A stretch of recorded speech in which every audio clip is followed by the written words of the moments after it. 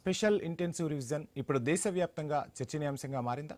ఎన్నికల వ్యవస్థను మరింత పారదర్శకంగా మార్చేందుకు ఇది కీలకం కానుందని ఎన్నికల సంఘం ఓ వైపు చెబుతున్నా దేశవ్యాప్తంగా కొన్ని చోట్ల ఎందుకు విమర్శలు వినిపిస్తున్నాయి? ఈ ప్రక్రియపై ప్రతిపక్షాలు పలు సందేహాలు ఎందుకు వ్యక్తం చేస్తున్నాయి? ఈ ప్రక్రియను అధికార పార్టీలు ఓటు బ్యాంకుగా వాడుకునే అవకాశం ఉందని ప్రతిపక్ష పార్టీలు గట్టిగా గొంతు వినిపిస్తున్నాయి. ఎస్ఐఆర్తో అప్రమత్తంగా ఉండాలని ప్రజలకు పార్టీ శ్రేణులకు సూచనలు కూడా చేసేస్తున్నాయి. అసలు నిజమైన ఓటర్ల పేర్లు తొలగించే ప్రమాదం ఉందని వైసీపీ ఎందుకు ఆరోపిస్తోంది? ఎన్నికలకు ముందు ఎస్ఐఆర్ నిర్వహించడం వల్ల ప్రత్యేక వర్గాల ఓటర్లపై ప్రభావం పడే అవకాశం ఉందని కూడా చెబుతోంది. ఓటర్ల ధృవీకరణ పేరుతో అర్హులైన ఓటర్లను జాబితా నుంచి తొలగించే అవకాశం ఉందని ఆందోళన వ్యక్తం చేస్తోంది. ఎస్ఐఆర్ ప్రక్రియలో పూర్తి పారదర్శకత ఉండాలని, ప్రతి తొలగింపుకు స్పష్టమైన కారణాలు వెల్లడించాలని కూడా డిమాండ్ చేస్తున్న పరిస్థితి. అవసరమైతే ఈ అంశంపై న్యాయ పోరాటానికి సిద్ధమని వైసీపీ నాయకులు తేల్చి చెబుతున్నారు. అటు తెలంగాణలో బీఆర్ఎస్ పార్టీ కూడా ఇదే వాదనను వినిపిస్తుంది. ఎస్ఐఆర్పై వైసీపీ బీఆర్ఎస్ ఆందోళనలు సమంజసమేనా, లేక బోగస్ ఓట్ల ప్రక్షాళనను రాజకీయ కోణంలో చూస్తుందా? సాధారణ ఓటరు ఎలాంటి జాగ్రత్తలు తీసుకోవాలి? ఎస్ఐఆర్పై వస్తున్న విమర్శలకు ఎన్నికల సంఘం ఇచ్చే సమాధానం ఏంటి అన్న దానిపై అనేక ప్రశ్నలు ఉత్పన్నమవుతున్నాయి. ఎస్ఐఆర్పై ప్రతిపక్షాలకు అసలు భయం ఎందుకంటూ అటు అధికార పక్షం ప్రశ్నిస్తోంది. పత్రాలు లేని పేద వలస కార్మికులు ఇబ్బందులు ఎదుర్కొనే అవకాశం ఉందనే వాదన కూడా వినిపిస్తోంది. ఓటు దుర్వినియోగం అయ్యే ప్రమాదం ఉందంటున్న ప్రతిపక్షాల ఆరోపణల్లో అసలు వాస్తవం ఉందా? ఎస్ఐఆర్ ఓటర్ల జాబితా ప్రక్షాళన లేక ఓటర్ల ప్రక్షాళన? ఈ ప్రక్రియ ఎన్నికల ఫలితాలపై ఎంతవరకు ప్రభావం చూపగలదు? ఎస్ఐఆర్తో ఓటర్కు ఉన్న లాభ నష్టాలు, ప్రతిపక్షాలకు ఉన్న భయాలు, అభ్యంతరాలు, అపోహలపై రకరకాల అంశాలు చెక్కలు కొడుతున్నాయి. ఇదే అంశం గురించి ఇప్పుడు మాట్లాడే ప్రయత్నం చేద్దాం. ఈ అంశంపై మనతో మాట్లాడేందుకు మిట్టా పార్థసారథి గారు, భారతీయ జనతా పార్టీ నేత, అదేవిధంగా మాజీ ఎమ్మెల్యే మనకు అందుబాటులో ఉన్నారు. అదేవిధంగా రేగడి లక్ష్మణ్ గారు వైసీపీ నుంచి మనకు అందుబాటులో ఉన్నారు. లక్ష్మణ్ గారు అండ్ పార్థసారథి గారు నమస్కారం. నమస్కారం అండి. పార్థసారథి గారు, వైసీపీ గట్టిగా వాదన వినిపిస్తోంది. బలమైన ఓట్లను తొలగించే ప్రయత్నం జరుగుతోంది. ఎస్ఐఆర్ కు సంబంధించి అనేక అంశాలు తెరపైకి వస్తున్నాయి. ఏదైనా ఓటు తీసేసినప్పుడు స్పష్టమైన అంశాలను కూడా చూపించాలి అంటూ చెప్తూ ఉన్నారు. అది అందరూ కూడా కోరుతున్నదే. ఓవైపు ఆంధ్రాలో వైసీపీ, ఇక్కడ బీఆర్ఎస్ ఇద్దరు కూడా ఎస్ఐఆర్ ప్రక్రియలో కొంత అవకతవకలు జరుగుతున్నాయని ఆరోపణలు గుప్పిస్తూ ఉన్న పరిస్థితి. ఓ రకంగా ఇది రాజకీయ పార్టీలకు సంబంధం లేని విషయం. మనం మాట్లాడుకుంటున్నట్టుగా ఎన్నికల సంఘం స్వతంత్ర ప్రతిపత్తి గల సంస్థ, ఆ సంస్థ నిర్వహించాలి. కానీ సర్ చుట్టూ కూడా రాజకీయ ప్రకంపనలు ఎందుకు కలుగుతున్నాయి? ఏం చెప్పదలుచుకున్నారు? పార్థసారథి గారు. నమస్కారం అండి, అందరికీ నమస్కారం. సర్ ప్రక్రియ స్పెషల్ ఇంటెన్సివ్ రివిజన్ అనేటువంటిది ఈ రోజు భారతదేశానికి కొత్తదేమీ కాదు. గతంలో కాంగ్రెస్ పార్టీ కూడా చేసింది, అంతకుముందు ఉండేటువంటి పార్టీలు కూడా చేశాయి. మరి అప్పుడు కూడా వాళ్ళు చేసిందే తప్పేనా? ఈ ఒక్క ప్రశ్నకు వాళ్ళు సమాధానం చెప్పగలుగుతారా? చెప్పలేరు. ఇక నేరేటివ్స్ సృష్టించడానికి ఇప్పుడు సర్ ప్రక్రియ అయిండేటువంటి తమిళనాడులో బీజేపీ గెలిచిందా? సర్ ప్రక్రియ అయిండేటువంటి అన్ని ప్రదేశాల్లో కూడా బీజేపీ గెలిచిందా? ఒక నేరేటివ్స్ సృష్టించడంలో కాంగ్రెస్ వాళ్ళు, కమ్యూనిస్టులు, విదేశీ, అది ఒక రకమైనటువంటి బానిస మనస్తత్వం ఉండేవాళ్ళు, విదేశాల నుంచి డబ్బులు తెచ్చుకుని ఈ దేశాన్ని అస్థిరపాలు చేయాలనుకునేటువంటి వాళ్ళు, కుహనా లౌకిక మేధావులు, వీళ్ళందరూ కూడా చెప్తున్నారు. చాలా మంది ముస్లింస్ ఓట్లు తీసేశారు పంజాబ్ లో అన్నారు, ముస్లింస్ ఓట్లు తీసేసినారు బెంగాల్లో అన్నారు. అరే బాబు, అక్కడ ఉండేటువంటి 90 లక్షల ఓట్లలో దాదాపుగా 45 లక్షలు హిందువుల ఓట్లు కూడా పోయాయి బాబు. అంటే ఇక్కడ ఏం హిందువులా ముస్లింలా అనేటువంటి తేడా మీరు చూపిస్తున్నారు. కానీ పార్థసారథి గారు మీరు చెప్తున్న అంశాలు, మీరు తమిళనాడు, బీహార్ రకరకాల అంశాలు మీరు తెరపైకి తెస్తున్నారు. సర్ అనేది నిర్వహించిన అన్ని చోట్ల భారతీయ జనతా పార్టీ గెలవలేదు, కాంగ్రెస్ కూడా గతంలో సర్ నిర్వహించిందని వాస్తవమే. కానీ గతంలో ఎప్పుడు సర్ నిర్వహించినా ఇంత పెద్ద ఎత్తున ఆందోళన కానీ, ఇంత పెద్ద ఎత్తున రాజకీయ పార్టీల నడుమ ఈ విషయంపై వివాదాలు కానీ, విమర్శలు కానీ లేవు. ఇప్పుడు ఎందుకు వస్తున్నాయి? వస్తున్నాయంటే వాళ్ళ స్వార్థపూరితమైనటువంటి దుష్ప్రచారం. మామూలుగా ఎవరైనా ఓడిపోతే ధైర్యము, దమ్ము ఉన్నటువంటి వ్యక్తి నా ఓటమిని నేను పరిశీలించుకొని ఇంకా ముందుకు పోతాము అని చెప్తాడు. అలా కాకుండా ఉన్నప్పుడు ఆ తప్పుని ఇంకో వీరికి నేను నెపం వేయడానికి మనం చూసేదే కదా. మామూలు మనుషుల్లో ఎలా చూస్తున్నామో వీళ్ళు మామూలు మనుషుల కన్నా కూడా తక్కువగా తయారైపోయినారు. వీళ్ళు తక్కువనే చెప్పాలి. ఎవడైనా సరే నువ్వు ఓటమి చెందావా, నెక్స్ట్ నేను మళ్ళీ విజయం సాధించడానికి నేనేం ప్రయత్నం చేస్తామని ప్రయత్నం చేయాలి. ఒకే ఒక విషయం నేను చెప్తానండి. ఓటరు సవరణ అవుతుంది, అయిన తర్వాత పబ్లిక్ డొమైన్ లో పెడతారు. ఒకవేళ నీ ఓటరు లేకపోతే నీవు మరలా దాంట్లో కల్పించుకునేదానికి అవకాశం ఉందా లేదా అనేటువంటి విషయాన్ని వాళ్ళు ఎన్నికల సంఘాన్ని అడగనివ్వండి, వాళ్ళైనా తెలుసుకోనివ్వండి. సింపుల్ కదా. ఇప్పుడు ఫర్ ఎగ్జాంపుల్ మన యొక్క ఆంధ్రప్రదేశ్ తెలంగాణకు సంబంధించి మాట్లాడుతూ ఉన్నాం. తెలంగాణలో క్లియర్ గా అక్కడ ఉండేటువంటి బట్టి విక్రమార్క చెప్పాడు, ఎస్ఐఆర్ జరుగుతోంది, మనమందరము కూడా మన కార్యకర్తలందరూ కూడా వెళ్ళి ఎవరికైనా ఉంటే ఇబ్బందులు ఉంటే వాళ్ళకందరికీ తీర్చేసేసుకొని మనమందరము చెయ్యాలని చెప్పారు. భారతీయ జనతా పార్టీ మా రామచంద్రరావు గారు చెప్పారు, మనమందరూ కూడా కార్యకర్తలందరూ కూడా వెళ్ళి ఖచ్చితంగా అందరికీ సహకరించి చెయ్యాలని చెప్పేసి అన్నారు. చేద్దాం. ఇంకా అంతకుమించి పొలిటికల్ పార్టీలో ఉండేటువంటి కార్యకర్తలు ఏం చేయాలి? మామూలుగా కూడా ఆంధ్రప్రదేశ్ లో ఎందుకు వైసీపీ విమర్శలు చేయాల్సి వస్తుంది? ఒక రకంగా ఎస్ఐఆర్ పై చాలా అపోహలు ఉన్నట్టుగా కూడా ఆ పార్టీ అధినేత మాజీ సీఎం జగన్ చెప్పాల్సిన పరిస్థితులు ఎందుకు వస్తున్నాయి? ఎందుకొస్తున్నాయంటే ఆయన బలహీనత క్లియర్ గా ఆయనకు ఉండేటువంటిది. మొన్న మావిగన్ లోనే ప్రజలందరూ కూడా అతన్ని ఆల్మోస్ట్ ఒక మ్యాడ్ పర్సన్ అనేటువంటి స్థాయిలోనే అతన్ని చూశారు. కాబట్టి ఇంకా జగన్ కి ఇప్పుడు దేశంలో జరుగుతున్న రాజకీయంగా గానీ ఈ అంశాలు ఎస్ఐఆర్ ఇటువంటి అంశాలకు సంబంధించి కానీ కనీస అవగాహన కూడా లేదంటారా? అవగాహన లేక కాదండి, మేధావి భూకాయ అంటారు. అవగాహన లేక కాదు, వీళ్ళ మేధావితనంతో ప్రజల్ని మభ్య పెట్టడం. మావిగంతో ఏమైనా లక్ష్యం పెట్టుబడిదారులు అమరావతికి రాకూడదు, ఇంతే కదా. సరే, ఆ అంశం మరలా చర్చిద్దాం మనం, రాజధాని అంశం. అదే ఇది కూడా చెప్తున్నా నేను. అదే పద్ధతిలోనే ఇక్కడ వాళ్ళు ఫెయిల్యూర్ అయ్యేదానికి వాళ్ళు ఫెయిల్యూర్ అవుతామని తెలుసు కాబట్టి ముందుగానే ఎస్ఐఆర్, ఇంతకుముందు ఈవీఎంల మీద పడ్డారు. ఈవీఎం కాదు అని చెప్పి చెంపదెబ్బ పెట్టినట్లుగా సుప్రీంకోర్టు చెప్పింది. ఎలక్షన్ కమిషన్ అక్కడ ఈవీఎంలను పెట్టేసి చేతనైతే దమ్ముంటే మగాళ్ళైతే మీసం ఉంటే మీరు వచ్చేసేసి దాన్ని ప్రూవ్ చేయండి అని చెప్పేసి 4 రోజులు పెట్టి వాళ్ళు ఖాళీగా ఈగలు తోలుకుంటా కూర్చున్నారు. అప్పటిదాకా వాగిండేటువంటి కొనాలౌకికవాదులు కానీ విదేశీ సంస్థలు కానీ ఎవడైనా కానీ ఆడికి పోవచ్చు కదా. బహిరంగంగా ఏదో రహస్యంగా చేయలే, పేపర్లలో ప్రకటనలు ఇచ్చి ఈ 4 రోజులు ఇక్కడ ఉంటుంది, మేము ఇక్కడే ఉంటాం, ఎవడైనా సరే ఏ ఈవీఎం కావాల్సింటే ఆ ఈవీఎం చేయండి అన్నారు కదా. మరి ఎందుకు చేయలేకపోయారు? ఈ రోజు కూడా ఈవీఎంఏ మాట్లాడతారు. మాట్లాడదాం పార్థసారథి గారు. లక్ష్మణ్ గారు, ఏంటి అసలు ఎస్ఐఆర్ కి సంబంధించి అనవసరమైన అపోహలు సృష్టిస్తున్నారు తప్ప ఎక్కడ ఎవరైతే ఓట్లు హక్కు కలిగి ఉంటారో చట్టబద్ధంగా వాళ్ళ ఓటుకి ఎక్కడా కూడా తొలగించం, కేవలం బోగస్ ఓటర్ల ఏరివైతే జరుగుతోంది, ఇది జరగాల్సిన అవసరం కూడా ఉంది, అనవసరమైన రాద్ధాంతం చేస్తున్నారు తప్ప ఇందులో ఎటువంటి తప్పు జరగట్లేదనేది వాళ్ళ నుంచి వినిపిస్తున్న వర్షన్. సో ఎందుకు బోగస్ అనే కాదండి, చనిపోయిన వాళ్ళు ఉంటారు, ఊళ్ళో నుంచి వెళ్ళిపోయిన వాళ్ళు, అవి కామన్ గా తీసేసేవే కదా. బోగస్ అనే కాదు. రైట్ లక్ష్మణ్ గారు. నమస్కారం అండి. సార్, ఈ ఎస్ఐఆర్ ప్రక్రియ చాలా పారదర్శకంగా జరిగితే మంచిదే, జరగాలని చెప్తాము. కానీ ఎస్ఐఆర్ ఈ ప్రక్రియని వాళ్ళకు అనుకూలంగా, అంటే అధికార పార్టీకి అనుకూలంగా మలుచుకొని ఉన్నటువంటి ఓటర్స్ ను కూడా, అంటే సింపథైజర్స్ ఓటర్స్ ను కూడా ఈ వైఎస్ఆర్ పార్టీకి సపోర్ట్ చేసిన వాళ్ళు లేకపోతే ఇంక ఎవరైతే వాళ్ళకి వ్యతిరేకంగా ఉన్నటువంటి ఓటర్స్ ని తీసేసే కార్యక్రమంలో ఇది డిజిటలైజేషన్ చేసినప్పుడు ఏమైనా అవకతవకలు జరుగుతున్నాయనా, దీనిపైన అనుమానాలు చాలా మందికి ఉన్నాయి. ఎందుకంటే ఇప్పుడు మైగ్రేట్ పీపుల్ ఉంటారండి, ఇప్పుడు ఒక ప్రాంతం నుంచి ఇంకో ప్రాంతానికి వెళ్ళి వలస వెళ్ళి బతుకుతారు. సో వెళ్తే ఇక్కడ వాళ్ళకి ఓట్లు ఉంటాయి, ఆ ప్రాంతంలో కూడా ఓట్లు ఉంటాయి. సో అప్పుడు ఏం చేయాలా, ఎవరైతే బిఎల్ఓ ఉంటారో ఆ బిఎల్ఓ అడుగుతాడు, మీరు స్థానిక ఊర్లో ఉన్నటువంటి ఓట్లు ఉంచుకుంటారా, లేదంటే మీరు మైగ్రేట్ అయిపోయినటువంటి ఆ ఊర్లో ఉంచుకుంటారని అడుగుతారు. సో ఇక్కడ ఇది ఏ విధంగా చేస్తూ ఉన్నారు, స్థానిక ఉన్నటువంటి ఊర్లో విలేజ్లో ఓట్లు ఉంచుతూ ఉన్నారా, లేదా మైగ్రేట్ అయిపోయింది ఉంచుతూ ఉన్నారా, లేదా రెండో ఉంచుతూ ఉన్నారా, లేదా రెండో తీసేస్తూ ఉన్నారా? ఉంచరు కదా, ఎక్కడో ఓ చోటే ఓటు ఉండాలి కదా. ఇప్పటి వరకు జరిగింది ఆ మిస్టేక్సే కాబట్టి ఇప్పుడు ఎస్ఐఆర్ తో ఆ ప్రక్షాళనగా జరుగుతుంది. నేను అనేది అదే అండి, నేను అనేది అదే సార్. ఎక్కడ ఒక దగ్గర ఓటు ఉండాలి, కానీ ఈ రెండిట్ల ప్రక్రియ చూపించి అసలు ఓటే లేకుండా చేస్తున్నారా అనేది అనుమానంగా ఉంది. సో ఈ అనుమానాన్ని నివృత్తి చేయవలసిన బాధ్యత ఎంతైనా ప్రభుత్వాల పైన ఉన్నాయి.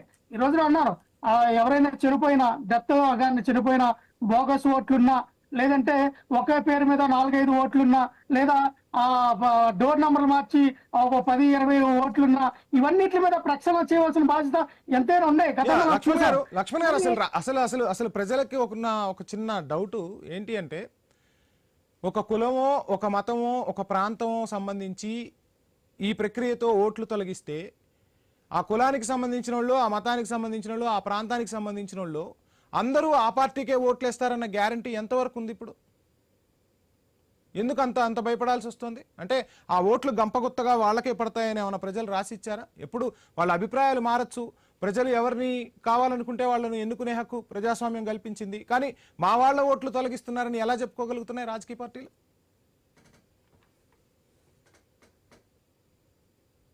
లక్ష్మణ్ గారు. వంశీ గారు నేను అనేది ఏంటంటే, ఇప్పుడు ఎవరైతే అంటే ఇప్పుడు పల్లెటూరులో ఇప్పుడు విలేజ్ సైడ్ వచ్చేసరికి ఎలా ఉంటదంటే వర్గాలుగా ఉంటాయండి. వర్గం ఉంటాయి. వీళ్ళు మా వర్గం, వీళ్ళ వర్గం అని క్లియర్ గా తెలిసిపోద్ది. మనకి అర్బన్ లో ఒకలాగా ఉంటది, రూరల్ లో ఒకలాగా ఉంటది. రూరల్ లో వచ్చేసరికి ఆ వాటర్ నాడి అంటే వాటర్ ఎటువైపు మొక్కు చెప్తాడు ఏంటనేది మాక్సిమం 99% అనేది అర్థమవుతుంది. సో అక్కడ అవతవలు జరిగితే అర్బన్ ఏరియాకి వచ్చేసరికి ఏంటంటే అంతలా పట్టు ఉండదు. ఎవరు ఎటు ఉంటారో ఏంటనేది కొంతమంది న్యూట్రల్ పీపుల్స్ ఉంటారు, కొంతమంది పార్టీకి సింపథైజర్స్ ఉంటారు, అక్కడ అది వేరే. కానీ ఈ ఏదైతే ఎస్ఐఆర్ ప్రక్రియలో చేసినటువంటి విధానాన్ని ఎంత పారదర్శకంగా చేస్తూ ఉన్నారు, లేదంటే ఇక్కడ కూడా ఏమైనా అవకతవకలు జరిగే అవకాశాలు ఉన్నాయో దీనిపైన ఖచ్చితంగా చర్యలు తీసుకోవాలనేది మా ఉద్దేశం. అంతేగాని బోగస్ ఓట్లతోని మనం చూసాం.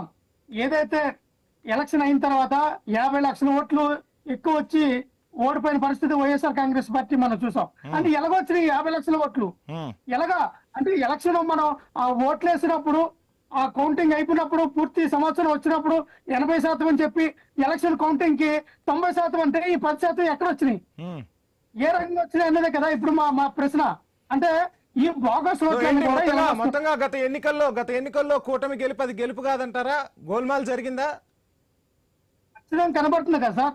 ఇదేం మరి మీకు అన్ని సీట్లు వచ్చినప్పుడు అది ప్రజా తీర్పా? లక్ష్మణ్ గారు వినపడుతుంది, ఇక్కడైతే వినపడుతుంది. సాయంత్రం 6 నుంచి ఉదయం 2 గంటల వరకు కూడా చాలా చోట్ల ఓట్లు వేశారు, ప్రజలందరూ కూడా నిలబడన్నారు. సరే ఆ వీడియోలు బయట పెట్టండి, సీసీ ఫుటేజ్లు అన్నాం, బయట పెట్టలా.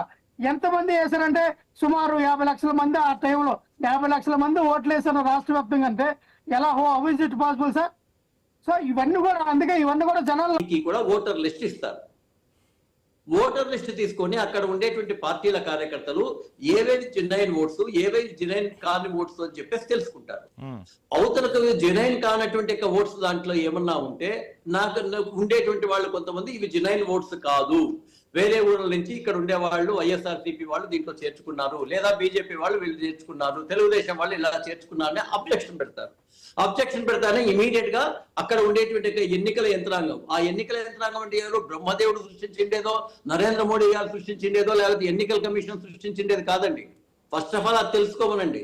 ఇప్పుడు ఈ విమర్శ ఎందుకు వస్తుందంటే కేంద్ర ఎన్నికల సంఘాన్ని ఏదైనా ఓ మాట అంటే ఎన్నికల సంఘం జవాబుదారీగా ఓ ప్రెస్ మీట్ పెట్టచ్చు, ఓ మీడియా సమావేశం పెట్టి ఈ అంశాల గురించి ఈ విధమైన అపోహలు ఉంటే ఇదిగో ఈ ప్రక్రియ ఇలా సాగుతుంది అని చెప్పి ఒక ప్రెస్ మీట్లో చెప్పే అవకాశం ఎన్నికల సంఘానికి ఉంటుంది. ఎన్నికల సంఘం నుంచి ఎవరైనా అధికారులు స్పందించవచ్చు. కానీ వాళ్ళ స్పందన కన్నా ముందే భారతీయ జనతా పార్టీ స్పందిస్తోంది. ఎన్నికల సంఘం ఏం చెప్పాలనుకుంటుందో అది భారతీయ జనతా పార్టీ చెప్పేస్తోంది అనేది కూడా మీపై వినిపిస్తున్న ప్రధాన విమర్శ. ఏం ఆన్సర్ చేస్తారు? అంటే ఒకటి ఎట్లా ఉంటుందంటేనండి, నువ్వు మాత్రం రాళ్ళు వేస్తుండు, నేను మాత్రం నిన్ను ఏమనుకోకుండా నువ్వు వేసే రాళ్ళని నేను స్వీకరించాలా? ఫస్ట్ మొదలు పెట్టేది ఎవరు? ప్రభుత్వం, ఎన్నికల సంఘం అనౌన్స్ చేసింది.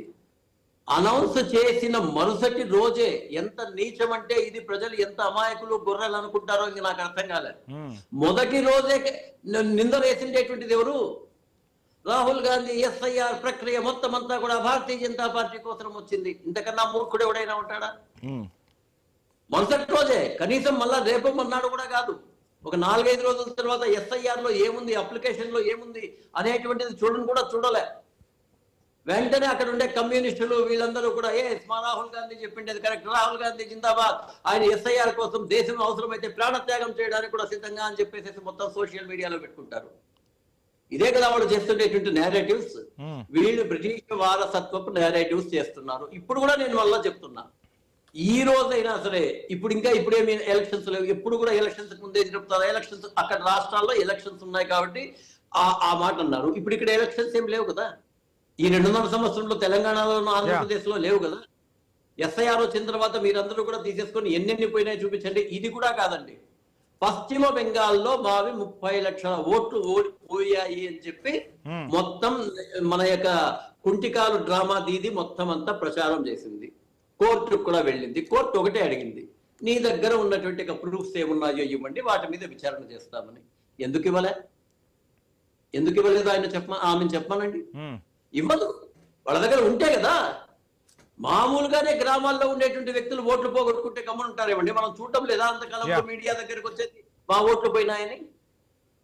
సో కాబట్టి వీళ్ళు కేవలం అంటే ఇంతకాలం కాంగ్రెస్ పార్టీ, కాంగ్రెస్ యొక్క తోక పార్టీలన్నీ కూడా ఇట్లాంటి నేరేటివ్స్ తోనే ప్రజల్లో అమాయకంగా వాళ్ళ మీద విద్వేషాలు ఇక్కడ ఇంకొక అంశం కూడా ఈ రోజు సోషల్ మీడియా ఉంది. వాళ్ళు ఎన్ని కామెంట్స్ చేస్తే పనికి వాళ్ళ కామెంట్స్, దానికి సమర్థవంతంగా తిప్పడానికి ఈ రోజు జంజీలు బయటకు వచ్చారు, యువత బయటకు వచ్చింది. గతంలో ఎలక్షన్స్ అంటే పట్టించుకోనటువంటి వాళ్ళు, దేశం గురించి పట్టించుకోనటువంటి వాళ్ళు, ప్రెస్ మీడియాలు పెట్టనటువంటి వాళ్ళు ఈ రోజు సోషల్ మీడియాలో వాళ్ళని తరిగొడుతున్నారు. మిమ్మల్ని కూడా రకరకాల అంశాలను ప్రశ్నిస్తూనే ఉందిగా జంజీ. ఖచ్చితంగా నేను కాదని చెప్పలేదు. వాళ్ళు అంతకు ముందు అట్లాంటివి వాళ్ళకి నిరంతరం చేసినా మంచిగా ఉండేటువంటి వాళ్ళు ముందు స్పందించే వాళ్ళు కాదు. మాకెందుకు మళ్ళా నేను ప్రెస్ మీట్ పెట్టాలా, నాకెందుకని. ఇప్పుడు అట్లా కాదు, సోషల్ మీడియా చేతిలో ఉంది కాబట్టి పనికిమాలిన వాడు పనికిమాలిన సందేశం ఇస్తే మంచివాడు దాన్ని మంచి సందేశంతో తిప్పి కొడుతున్నాడు. ఇక్కడ కీలకాంశం గురించి మాట్లాడే ప్రయత్నం చేద్దాం. దేశంలో వలస కార్మికులు ఎంత పెద్ద ఎత్తున ఉన్నారో మనకు తెలియంది కాదు. కరోనా సమయంలో మనం ప్రత్యక్షంగా చూసాం. అంటే ఇంతమంది వలస కార్మికులు ఉన్నారా అనేది మనకు సుస్పష్టంగా కనిపించింది. సో ఎగ్జాంపుల్ హైదరాబాద్నే తీసుకుంటే చాలా మంది బీహార్ నుంచి, రకరకాల రాష్ట్రాలు, అటు మహారాష్ట్ర నుంచి, సరిహద్దు రాష్ట్రాల నుంచి కూడా చాలా మంది వచ్చి ఇక్కడ ఉపాధి కోసం ఉంటున్న పరిస్థితి. మరి వీళ్ళందరూ కూడా ఎస్ఐఆర్ ప్రక్రియ అక్కడ జరిగేటప్పుడు వెళ్ళకపోతే వాళ్ళ ఓట్ల సంగతి ఏంటంటే, వాళ్ళ జీవనం అంతా ఇక్కడే కొనసాగుతుంది, ఎప్పుడో కానీ అక్కడికి వెళ్ళలేని పరిస్థితులు కనిపిస్తున్నాయి. సో వలస కార్మికులకు సంబంధించి పెద్ద ఎత్తున అపోహలు వినిపిస్తూ ఉన్నాయి. అంటే వాళ్ళ ఓట్లను ఇక తీసేస్తున్నారు, వాళ్ళ ఓట్లు గల్లంతవుతున్నాయనే అంశం కూడా తెరపైకి వస్తుంది. సో ఎలా చూడొచ్చు అంటారు? చాలా రాంగ్. పశ్చిమ బెంగాల్లో వలస కార్మికులు ఎవరైనా పోయేటువంటి వాళ్ళు, పశ్చిమ బెంగాల్ మాక్సిమం వలస కార్మికులు మా ప్రాంతంలో ఉండేటువంటి వాళ్ళు. బెంగళూరు ఎవరైనా ఒక కంప్లైంట్ చేసాడని చెప్పండి, సింగిల్ కంప్లైంట్. సో అంటే ఓటు పోతే మీకు తెలియని విషయం కాదు. సో చాలా కుటుంబాలు, చాలా అంటే ఇటువంటి వలస కార్మికుల జీవితాలు ఎలా ఉంటాయంటే, ఒక 5 రోజులు అక్కడికి వెళ్తే రోజుకు ఒక 1000 రూపాయలు అంటే 5000 ఇటు పని లాస్ అవుతూ ఉంటారు. ప్రయాణ ఖర్చులు ఇవన్నీ లెక్కేసుకుంటే నెలలో ఒక 5000 అంటే 10,000 రూపాయలు పోగొట్టుకునే పరిస్థితుల్లో ఏ కార్మికుడు కూడా లేని పరిస్థితి. సరే ఓటు పోతే పోయింది, తర్వాత చూద్దాంలే అనుకునే వాళ్ళు కూడా ఉంటారు కదా. అటువంటి వాళ్ళకు ఒక చక్కని ఉపాయం ఏమైనా చేయటం మంచిది కదా. అన్నీ రాజకీయ పార్టీలు అన్నీ కలిసి ఒక సూచన చేసుకుంటే పోతుంది కదా. ఎందుకండి, ఆల్రెడీ క్లియర్ గా ఉంది కదా. అదే నేను చెప్తున్నా, ఎలక్షన్ కమిషన్ క్లియర్ గా ఏ పద్ధతుల్లో నువ్వు ఓటు నమోదు చేసుకోవచ్చు. ఎస్ఐఆర్ లో ఆల్రెడీ ఉండేటువంటిది, నీకు పత్రాలు తెచ్చిస్తారు బిఎల్ఓస్, అది ఒక పద్ధతి. నీ అంతకు నువ్వు ఆన్లైన్ లోకి వెళ్ళి నువ్వు నమోదు చేసుకోవచ్చు, రెండవ పద్ధతి. మూడవ పద్ధతి కావాలనుకుంటే, నీకు తెలియకపోతే పక్కన ఉండేటువంటి ఈ కేంద్రాలన్నీ ఉన్నాయి కదా, ఇంటర్నెట్ కేంద్రాలు, అట్లాంటి కేంద్రాల్లో చేసుకునేటువంటిది ఒక పద్ధతి.